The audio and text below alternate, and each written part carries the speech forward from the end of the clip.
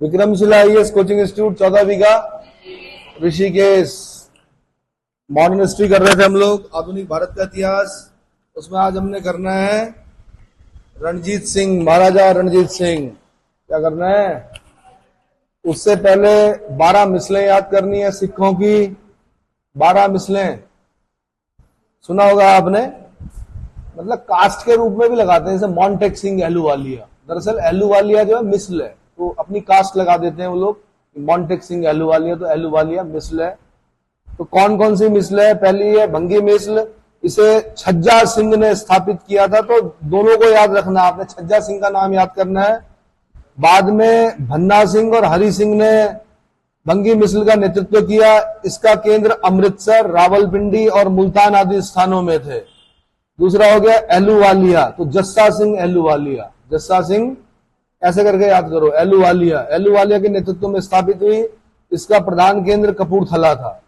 केंद्र भी याद रखना, जैसे ऊपर भंगी मिसल का क्या है? अमृतसर, रावलपिंडी, मुल्तान। एलूवालिया का कहा है? कपूरथला। कहा है?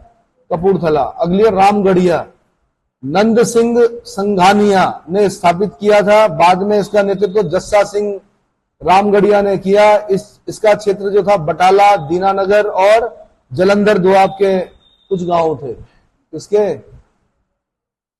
अगली थी मिसल नकई मिसल, लाहौर के दक्षिण पश्चिम में नक्का के हरि सिंह द्वारा स्थापित किया गया था। इसके द्वारा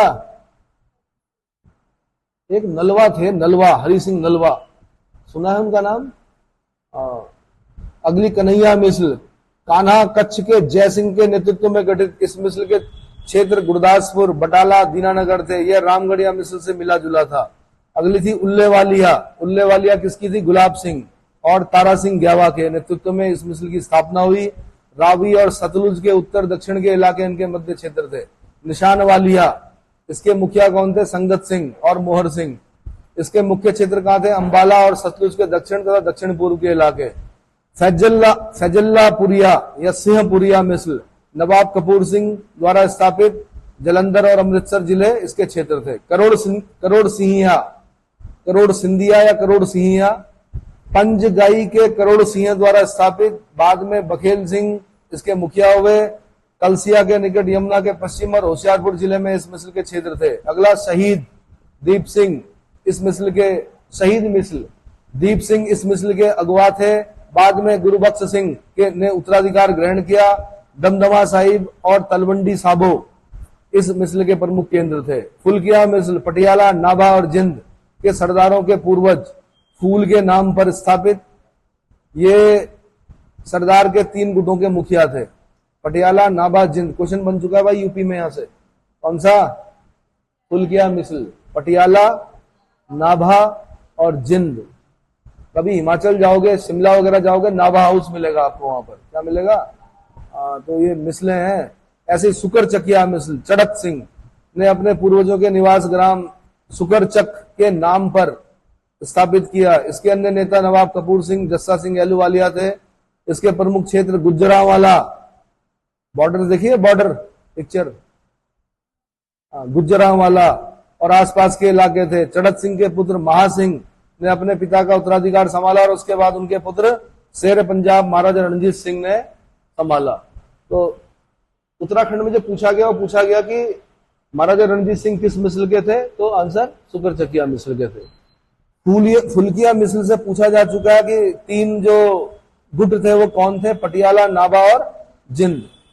ऐसे ही मैंने कहा कभी कभी क्या करता है वो मैच करने के लिए देगा, एक तरफ मिसल देगा, एक तरफ उनके हेड देगा। जैसे एलूवालिया जस्सा सिंह, जैसे रामगढ़िया जस्सा सिंह रामगढ़िया, वैसे तो नंद सिंह संघानिया है। ऐसे नकाई हरि सिंह, कन्हैया जय सिंह, निशानवालिया संगत सिंह, है ना, करोड़ सिंधिया बघेल सिंह। ऐसे याद करना आपने। तो इनमें से क्या बनेगा? एक क्वेश्चन बन जाएगा। 4 मिसलें, 4 उनके संस्थापक। क्लियर हो गया? 1 नंबर मिलने की संभावना होती है। अब हम बड़े महत्वपूर्ण व्यक्ति के बारे में पढ़ने जा रहे हैं भाई, महाराजा रणजीत सिंह। जन्म 13 नवंबर 1780। कहां पर? गुजरांवाला। कहां पर? गुजरांवाला गांव में। किस मिसल में? सुकरचकिया मिसल में। पिता का नाम महासिंह, पिता का नाम महासिंह। 1792 में महासिंह की मृत्यु हो गई, यानी 12 साल के थे उस समय रणजीत सिंह। महासिंह की मृत्यु के बाद रणजीत सिंह की माता राजकौर, माता का नाम राजकौर, और इनकी सास सदा कौर। बताओ 12 साल में शादी भी हो गई है? क्या बोल रहे हो, भाग्यशाली थे? हाँ, क्या हो गए? हाँ, इनके हिसाब से तो बूढ़े हो गए आप लोग। चलो, तो सास का नाम है सदा कौर, और दीवान लखपत राय के नेतृत्व में एक प्रतिशासन परिषद यानी काउंसिल ऑफ रेगेसी का गठन किया गया। परिषद ने 1792 से 1797 तक शासन कार्यों का संचालन किया। 1797 में शासन की समस्त बागडोर रणजीत सिंह ने स्वयं अपने हाथों में ले ली। अब 17 साल के हो गए ना रणजीत सिंह, तो अपने हाथों में ले ली। 18 वर्ष की उम्र में रणजीत सिंह ने अपने विजय अभियान प्रारंभ कर दिए। धीरे धीरे संपूर्ण पंजाब, कश्मीर, पेशावर, मुल्तान आदि विजय प्राप्त करने में सफलता मिलती चली गई। अब यहाँ 20 क्रॉस हो गए, 50 गज भी जमीन नहीं ले पाए। इन्होंने जीत लिया पंजाब, कश्मीर, पेशावर, मुल्तान। पंजाब सबसे फर्टाइल लैंड, कश्मीर सबसे सुंदर जगह, पेशावर, पुरुषपुर, मुल्तान, ये विजय प्राप्त कर ली किसने? 18 साल में। किसने? इनसे कंपेयर करें, अपने आप को देखें। 1798 में अहमद शाह अब्दाली का पोता जमान शाह, जो अफगानिस्तान का अमीर था, पंजाब विजय के लिए आया। उसने शीघ्र ही लाहौर सहित पंजाब के एक विशाल भाग पर अधिकार कर लिया। उसी समय उसकी अनुपस्थिति में काबुल में विद्रोह उठ खड़ा हुआ, जिससे वह शीघ्र ही काबुल चला गया। जब वह चिनाब नदी पार कर रहा था, तब उसकी 12 तोपें नदी के दलदल में फंस गई। ठीक, शाह के पास तोपें निकालने का समय नहीं था। रणजीत सिंह ने उसे आश्वासन दिया कि मैं इन तोपों को निकलवाकर काबुल भेज दूंगा। लड़ रहे हैं आपस में, लेकिन फिर भी रणजीत सिंह बोल रहे हैं तुम्हारी तोपें तुम्हें पहुंचा दी जाएंगी। रणजीत सिंह ने आश्वासन दिया कि मैं इन तोपों को निकलवाकर काबुल भेज दूंगा। रणजीत सिंह ने तोपें निकलवाकर उसे काबुल पहुंचा दिया, और जमान शाह ने उसे लाहौर का शासक स्वीकार कर लिया। रणजीत सिंह को लाहौर का शासक स्वीकार कर लिया। लाहौर ये पाकिस्तानियों का नहीं था, लाहौर रणजीत सिंह का था। किसका था? हाँ, इवन आपके जो मिल्खा सिंह थे वो भी वहीं के थे, जो पाकिस्तान में चला गया जो क्षेत्र। तो दंगे हुए थे भाई, गदर हुई थी 47 में, जो गदर हुई थी उसमें कई लोग वहां से क्या हुए, भागकर आना पड़ा, अपनी सारी संपत्ति छोड़ के आनी पड़ी। जगह जगह कैंप खोले गए। दिल्ली में डॉक्टर मुखर्जी नगर जो है, अगर वहां पे आप देखेंगे तो गांधी विहार, नेहरू विहार, क्या है नाम, इनके नाम पर है। विहार का मतलब वो जो रिफ्यूजी आए थे उनके लिए कैंप लगाए गए। तो जो मुखर्जी नगर वाला क्षेत्र है वो कैंप एरिया था कभी, क्या था। आज भी जो वहां के लोग हैं उनको लंबाई में ऐसी, इतनी लंबाई में कैंप जहां तक लगा होगा ना, तो वो जगह फिर पट्टे दे दिए गए उनको। क्या दे दिया गया? उसी पर 8-8, 9-9 मंजिल बना रखे उन्होंने। आज उनकी जो इकोनॉमी है वो कोचिंग इंस्टीट्यूटों से ही चलती है। बच्चे रहते हैं वहां पर, किराया देते हैं। सबसे नीचे मकान मालिक रहता है, ऊपर किराए पे रहते हैं। सबसे ऊपर एक टीन शेड होता है। कोई गरीब बच्चा है, ज्यादा नहीं दे पाता है, तो वो सबसे ऊपर रहता है। कहाँ रहता है? तो संघर्ष देखे नहीं आप लोगों ने? तो संघर्ष जब आप देखोगे कि सिविल सर्विस के लिए कितना संघर्ष करना पड़ता है, वो आपको ओल्ड राजेंद्र नगर और कहाँ दिखेगा? मुखर्जी नगर में दिखेगा, है ना। अब क्यों दिखेगा? किताबें मिलती हैं, मेंटरशिप है, बहुत सारी चीजें हैं। अब यहां पर मैं बोल रहा हूं कि भैया ये किताब ले आओ, मिल ही नहीं रही है किताब। जाओ बुक सेलर को बोलो, 7-8 लोग एक साथ, 10 लोग एक साथ जाओ, क्यों नहीं आएंगी किताबें? आएंगी। तो भाई कहां तक पहुंचे हम? 18 साल की उम्र में पंजाब जीत लिया, कश्मीर जीत लिया। जमान शाह को भी क्या कर दिया? दोस्त बना दिया। जमान शाह ने भी क्या कर दिया? लाहौर का शासक स्वीकार कर दिया। इस प्रकार 1799 में कितने साल के? 19 साल के रणजीत सिंह का लाहौर पर अधिकार हो गया। जमान शाह ने रणजीत सिंह को राजा की उपाधि प्रदान की। अच्छाई कभी भी क्या नहीं होती, खराब नहीं होती है। अब देखना, सिखों में 2 विचारधाराएं चलती हैं। गुरु नानक देव जो थे वो हिंदू मुस्लिम एकता के क्या थे? क्या थे? समर्थक थे। हिंदू मुस्लिम एकता के लिए कार्य करना एक विचारधारा है, दूसरी विचारधारा यह है कि जहांगीर ने 5वें सिख गुरु गुरु अर्जुन देव की हत्या की। गुरु तेग बहादुर की हत्या औरंगजेब ने की। गुरु अर्जुन देव से मुगल सिख संबंध खराब हो गए। गुरु तेग बहादुर की जब हत्या औरंगजेब ने की तो और ज्यादा खराब हो गए। गुरु गोविंद सिंह जी ने तो फिर युद्ध लड़े। क्या किए? युद्ध लड़े। तो मैंने कहा दो विचारधाराएं। एक विचारधारा क्या मानती है? कोशिश करती है हेल्प करने की, लेकिन दूसरी विचारधारा बोलती है नहीं। क्या नहीं? गुरु जी की हत्या की थी और बड़े निर्मम हत्या की थी, उनके बच्चे भी मार दिए गए थे, जिंदा चिनवा दिए गए थे। उस दर्द को कैसे भुला सकते हैं? तो ये उन मुगल शासकों को सोचना चाहिए था कि हम करने क्या जा रहे हैं और इसके दूरगामी परिणाम क्या होंगे, है ना। तो कई बार क्या होता है कि तारीखें खता करती हैं और सदियों तक सजा पाई जाती है इस चीज की। तारीखें खता करती है मतलब गलती जो होती है तारीख को होती है, लेकिन उसकी सजा सदियों तक मिलती है। फिर इसलिए कोई भी गलत कार्य करने से पहले क्या करें? सोचें कि हम कर क्या रहे हैं। 1805 में रणजीत सिंह ने अमृतसर को भंगी मिस्र से छीन लिया। 1807 में ईस्वी में उन्होंने अंबाला, थानेश्वर, नारायणगढ़, फिरोजपुर पर अधिकार कर लिया। 1808 में महाराजा रणजीत सिंह ने सतलज नदी पार करके फरीदकोट, मालेरकोटा और अंबाला को जीत लिया। रणजीत सिंह की महत्वाकांक्षा कंपनी सरकार के लिए गंभीर समस्या का रूप धारण कर रही थी। जब अंग्रेज पंजाब में नेपोलियन के विरुद्ध एक मोर्चा बनाना चाहते थे, उनकी इच्छा थी कि रणजीत सिंह पूर्व में सतलज से आगे न बढ़ सके और अंग्रेजों का मित्र रहकर बाह्य शत्रुओं के विरुद्ध उनकी सहायता करे। बफर स्टेट का काम किया महाराजा रणजीत सिंह ने। अंग्रेज जानते थे नेपोलियन जो कि पूरे यूरोप को जीतते हुए क्या कर रहा था? जीत रहा था। वो नेपोलियन आने वाला था भारत की तरफ, पूरी योजना थी। अंग्रेज डरे हुए थे किससे? नेपोलियन से कि यार आएगा तो पंजाब के रास्ते आएगा। अब पंजाब में कौन है? सतलज के पार कौन है? महाराजा रणजीत सिंह। तो अंग्रेज इस बात को जानते थे कि नेपोलियन को अगर कोई आदमी हरा सकता है तो वो कौन है? महाराजा रणजीत सिंह।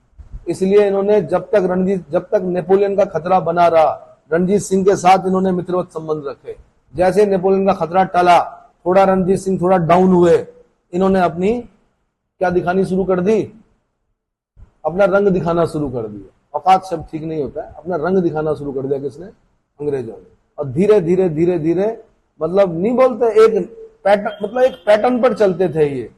वंश कई पीढ़ियों तक इंतजार करते थे पर कब्जा करना है देश पे। और एक दिन आया कि महारानी झंडन और महाराजा दिलीप सिंह उनको कहा कि आप क्या करो, कोहिनूर हीरा दे दो हमें, ये पेंशन है, आप इंग्लैंड जाओ। वो और उनके पूर्वज आज भी कहां रहते हैं? वंशज इंग्लैंड में रहते हैं। और पंजाब क्या कर दिया? कैप्चर कर दिया। समझ में आया? और किसके लिए करते हैं? किसके लिए की जाती है? ये बड़ा बृहद वो होता है क्या?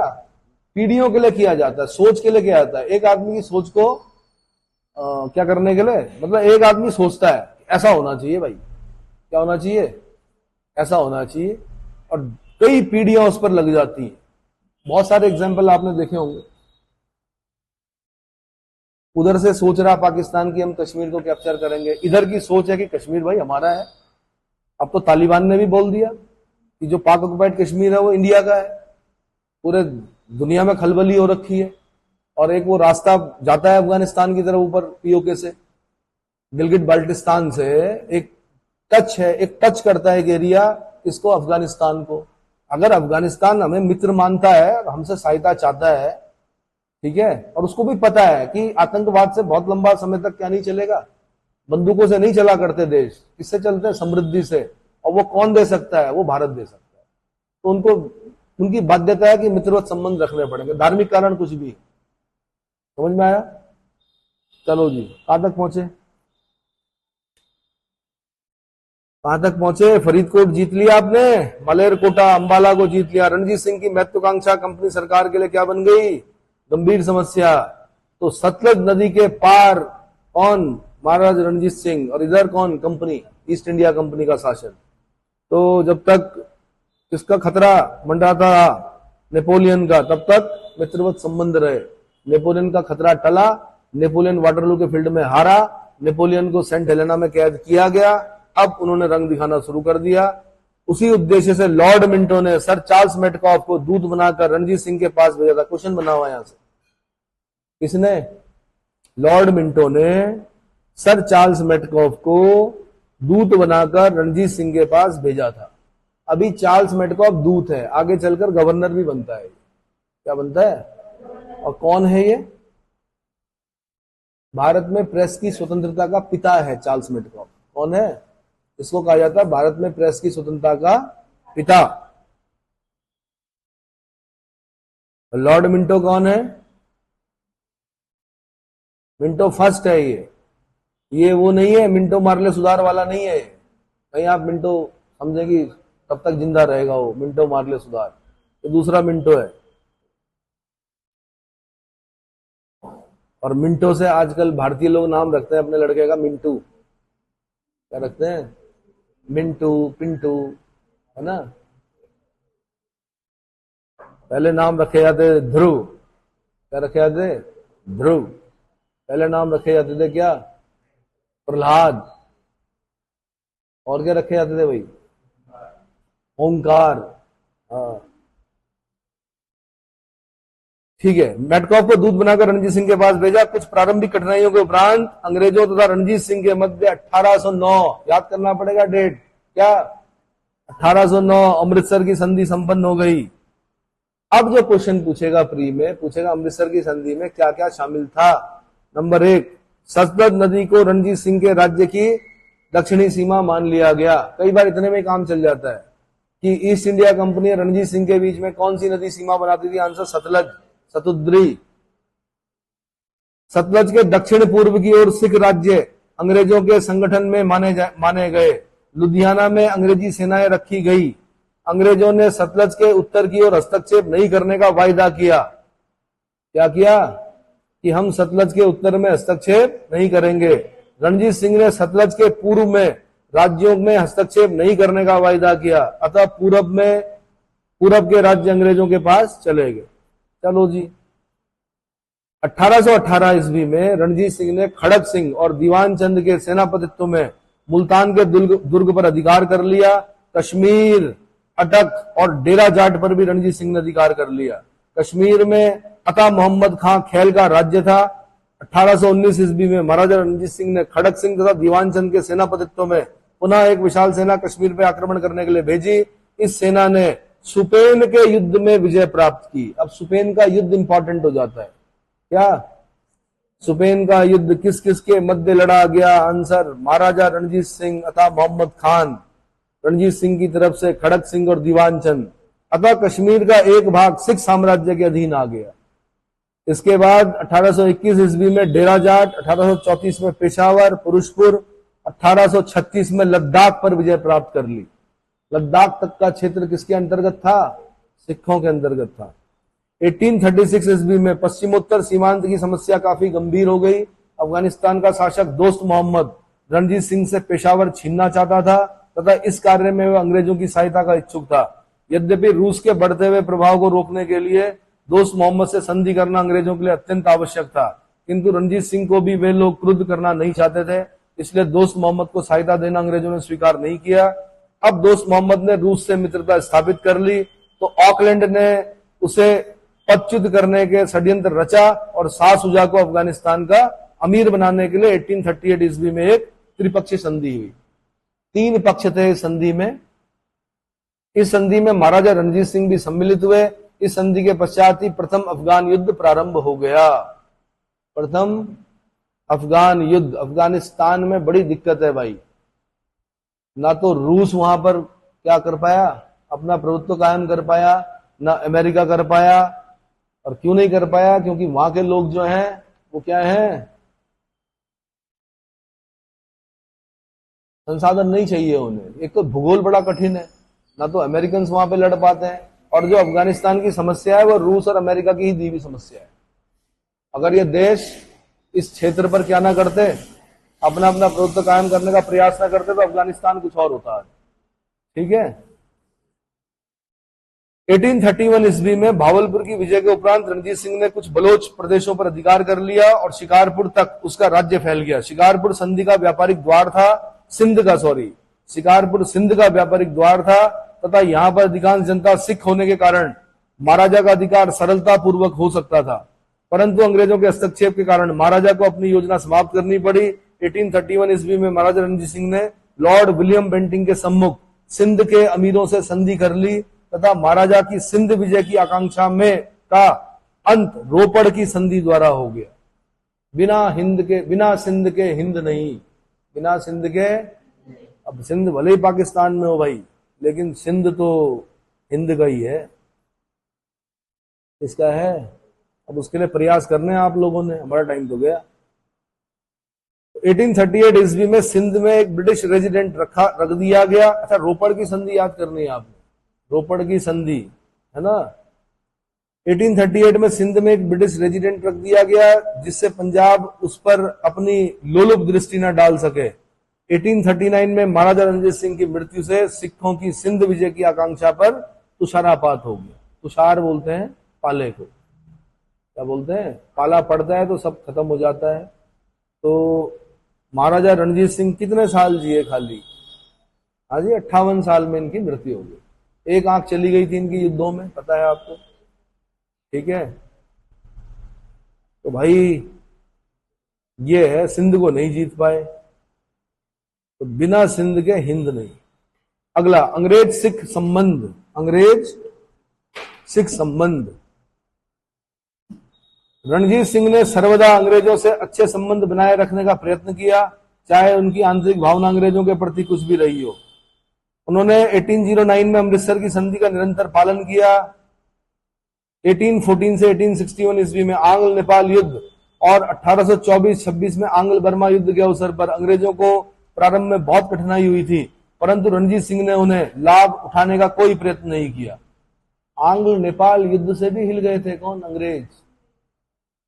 नेपाल एक ऐसा देश है वो किसी के अधीन नहीं रहा कभी, ना अंग्रेजों के ना मुगलों के, किसी के अधीन नहीं रहा। कारण क्या होता है, किसी भी देश, एक तो देखो भूगोल कठिन है, ठीक है भूगोल कठिन है, सिर्फ भूगोल को नहीं हम जिम्मेदार ठहरा सकते। वहां के लोग, नेपाल के लोग अपने देश के प्रति क्या रखते हैं, एक भाव रखते हैं, बड़े इमोशनल है अपने देश के प्रति।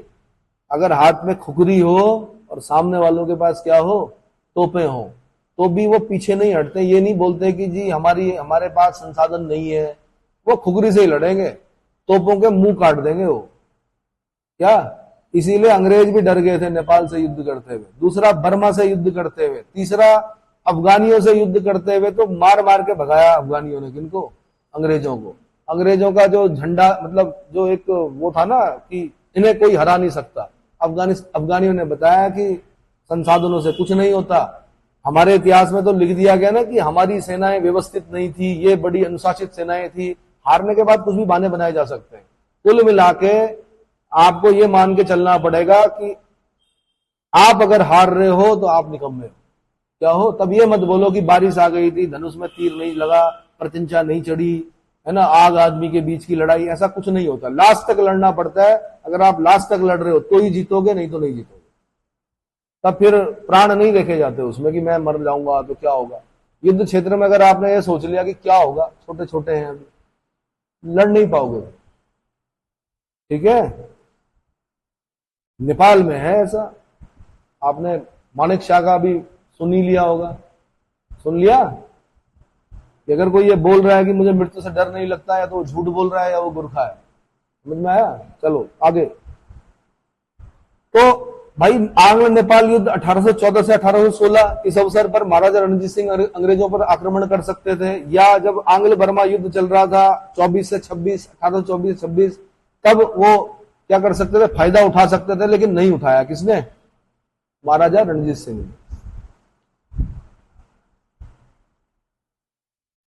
उसने नेपाल को अंग्रेजों के विरुद्ध सहायता देने से इनकार कर दिया था। महाराजा रणजीत सिंह ने नेपाल के विरुद्ध अंग्रेजों को सहायता नहीं दी। क्या नहीं दी, नेपाल को अंग्रेजों के विरुद्ध सहायता नहीं दी। तृतीय मराठा युद्ध में जब नागपुर के भोसले भागकर रणजीत सिंह से सहायता मांगने आया, तब उसने इनकार कर दिया। रणजीत सिंह ने नागपुर के भोसले को भी मना कर दिया, मैं आपको अंग्रेजों के विरुद्ध सहायता नहीं दे सकता। इसी प्रकार 1825 ईस्वी में जब भरतपुर के राजा ने अंग्रेजों के विरुद्ध सहायता मांगी, तब भी महाराजा रणजीत सिंह ने मना कर दिया। लेकिन अंग्रेजों ने रणजीत सिंह के प्रति मित्रता का भाव कभी नहीं रखा। बल्कि सर्वदा उनकी प्रगति में बाधा उपस्थित की और उसकी कठिनाइयों का लाभ उठाने का प्रयत्न किया। 1826 ईस्वी में वहाबी जाति ने रणजीत सिंह के विरुद्ध, वहाबी, इसको ध्यान रखना जरा, वहाबी आंदोलन है एक, वहाबी जाति ने रणजीत सिंह के विरुद्ध धर्म युद्ध यानी जिहाद की घोषणा की, जिसकी तैयारी उन्होंने अंग्रेजी सीमाओं में की थी तथा रणजीत सिंह पर आक्रमण किया। अंग्रेज जानते थे, परंतु उन्होंने वहाबियों के कार्यों को रोकने का कोई प्रयत्न नहीं किया। अंग्रेजों का मानना था कि यदि पठान उत्तर पश्चिम सीमा पर सिखों के विरोध करते रहेंगे तो रणजीत सिंह की शक्ति क्षीण होगी, जिससे अंग्रेजों को लाभ होगा। ये अपना लाभ ढूंढ रहे थे। रणजीत सिंह मित्रता निभा रहे थे, है ना। एक जुबान भी तो कोई चीज होती है, ठीक। सम्मान हमेशा उसी का होता है जो अपनी बात पर क्या रहता है, कायम रहता है। अगर संधि हुई है तो बने रहे। अंग्रेजों ने रणजीत सिंह को सिंध की तरफ नहीं बढ़ने दिया, परंतु स्वयं सिंध में अपना प्रभुत्व कायम करने में क्या रहे, प्रभाव स्थापित करने के प्रयत्न करते रहे। जब रणजीत सिंह ने शिकारपुर पर अधिकार करने का प्रयत्न किया, तब अंग्रेजों ने स्पष्ट कर दिया कि वे ऐसा नहीं कर सकते। इससे भी अधिक अंग्रेजों की जबरदस्ती उस समय स्पष्ट हुई जब 1835 में अंग्रेजों ने फिरोजपुर पर अपना अधिकार कर लिया, जिस पर वे रणजीत सिंह का स्वामित्व स्वीकार कर चुके थे। फिरोजपुर अंग्रेजों के लिए सैनिक दृष्टि से महत्वपूर्ण था और सिख राजधानी लाहौर के बहुत निकट था।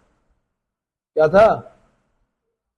इस प्रकार यह निश्चित है कि यद्यपि रणजीत सिंह ने अंग्रेजों को अप्रसन्न करने का कोई भी अवसर नहीं दिया था, फिर भी अंग्रेज उनकी मित्रता का कोई ध्यान नहीं रखते थे। 1838 ईस्वी में अंग्रेजों, शाह शुजा और रणजीत सिंह के बीच एक त्रिदलीय संधि हुई। किस किसके बीच में? अंग्रेज, शाह शुजा और रणजीत सिंह के बीच एक त्रिदलीय संधि हुई। उसमें भी अंग्रेजों का ही हित था और रणजीत सिंह केवल अंग्रेजों को प्रसन्न रखने के लिए उसमें सम्मिलित हुए थे। अनेक इतिहासकारों ने अंग्रेजों के प्रति रणजीत सिंह की इस नीति को उचित बताया है। उनका कहना है कि वह यथार्थवादी था, जानते थे कि अंग्रेज उससे अधिक शक्तिशाली हैं तथा उनका विरोध करके उनसे युद्ध करने का अर्थ अपने राज्य का सर्वनाश करना है। परंतु कुछ इतिहासकार ऐसे भी हैं जो रणजीत सिंह की इस नीति को दुर्बलता और अदूरदर्शिता की नीति बताते हैं। इस पक्ष के इतिहासकारों का मत है कि रणजीत सिंह को यह सोचना चाहिए था और उन्हें ज्ञान होना चाहिए था कि अंग्रेज किसी न किसी अवसर पर पंजाब को जीतने का प्रयास जरूर करेंगे। तो दूसरा वाला मत जो है वो ज्यादा सार्थक लग रहा है, ठीक है। कभी भी ऐसे व्यक्ति के प्रति दया का भाव और ईमानदारी का भाव न रखें अगर सामने वाला बेईमान हो। टिट फॉर टैट, सटे सठ्यम समाचरित, सुभाष चंद्र बोस। सट के साथ सटता का ही व्यवहार करना चाहिए। सट के साथ अगर आप क्या करोगे, दुष्ट के साथ अगर आप अच्छा व्यवहार भी करोगे, माना सांप है, वैसे वो दुष्ट नहीं है, वो बेचारा अपनी रक्षा के लिए क्या करता है, काटता है। पर आप उसके सामने जा रहे हो, क्या कर रहे हो, उसको पुचकार रहे हो, तो पुचकारना का भी तो बताएगा वो कि क्या करता हूं। तो भाई उसको या मार नहीं सकते तो उसको हटा दो, इतनी दूर फेंक दो जहां से मतलब आपके क्षेत्र में ना आए। वैसे वो उसका क्षेत्र है जहां पर आप हो, है ना। बट आपकी क्योंकि रजिस्ट्री आपके पास, उसके पास नहीं है बेचारे के पास, इसलिए आपका मानना है कि मेरा है, मेरे खेत में मिला। ऐसा ही तो होता है। चलो जी, आगे कहां पहुंचे हम। ऐसी स्थिति में उसे नेपाल, मराठा और अन्य भारतीय राजाओं से संधि करके अंग्रेजों को भारत से निकालने का प्रयत्न अवश्य करना चाहिए था और निकाल सकते थे महाराजा रणजीत सिंह। जो आदमी नेपोलियन को हराने की ताकत रखता हो वो अंग्रेजों को हराने की भी क्या कर सकता था, हरा सकता था। लेकिन ऐसा नहीं किया गया। कई बार क्या होता है, the fear of facing the danger is more dangerous than danger itself. कई बार ऐसा लगता है कि सामने वाला प्रतिद्वंदी ज्यादा क्या है, ताकतवर है, और जब आप ऐसा मान लेते हो तो आप वहीं पर हार जाते हो। क्या हो जाते हो। माना एक टेस्ट हुआ, उसमें एक के नंबर आए 60 में से कितने, 48 नंबर आए, और दूसरे के कितने आए, 42 की 45, और आपने वहां पे ये मान लिया कि 48 वाला जी पहले से पढ़ रहा, 48 वाला जी मेरे से ज्यादा अनुभव रखता है, तो आपकी हार वहीं पर हो गई। यानी अगली बार आप प्रयास नहीं करोगे उसको 50 करने का या 52 करने का। समझ में आया। जब आप प्रयास करोगे तो 42 से भी हो जाएंगे 50। फिर 48 वाले को भी प्रयास करना पड़ेगा, क्या करने का, 60 करने का। 60 में से 60, हमारे टाइम पे 8 क्वेश्चन आते थे मेंस में, कितने, 5 करने होते थे। तो हमारे गुरुजी यही बोलते थे कि बेटा बच्चा तो वही है जो 8 के 8 क्वेश्चन करे, लिखे चूज एनी 5। यानी इतनी क्षमताएं होनी चाहिए आपके अंदर कि आपके पास स्पीड इतनी तेज होनी चाहिए कि 8 के 8 क्वेश्चन आप कर सको और लास्ट में लिख दो चूज एनी 5, जो भी आपको अच्छा लग रहा है उसमें नंबर देके सिलेक्शन करो, खत्म। समझ में आया? बड़े होते थे ना क्वेश्चन। आईएएस में 60 नंबर का एक क्वेश्चन होता था, 300 नंबर का पेपर होता था सब्जेक्ट का। कितना, जैसे हिस्ट्री का पेपर है तो 8 क्वेश्चन बड़े आए जिसमें पहला और 5वां करना जरूरी होता था। क्या होता था? अब बाकी मर्जी थी कि 2 इधर से उठा लो, एक एक करना जरूरी होता था, पहला और 5वां। बाकी इधर 2 खंड होते थे, इधर से उठाओ उधर से उठाओ, वर्ड लिमिट नहीं होती थी, जितना मर्जी क्या करो लिखो। तो सही तो कहा उन्होंने, 8 के 8 करो और लिख दो चूज एनी 5। क्या नहीं? मगर हमें हमारे गुरुजी की बात समझ में नहीं आई, इसीलिए आपको पढ़ा रहे हैं और आपको बता रहे हैं कि आपके अंदर इतनी योग्यताएं होनी चाहिए कि अब आपके पास 39 क्वेश्चन आते हैं, पीसीएस में 35 करने होते हैं। आपने 39 को 39 करके लिखना है चूज एनी 35। क्या लिखना है? कर मत देना भाई ऐसा।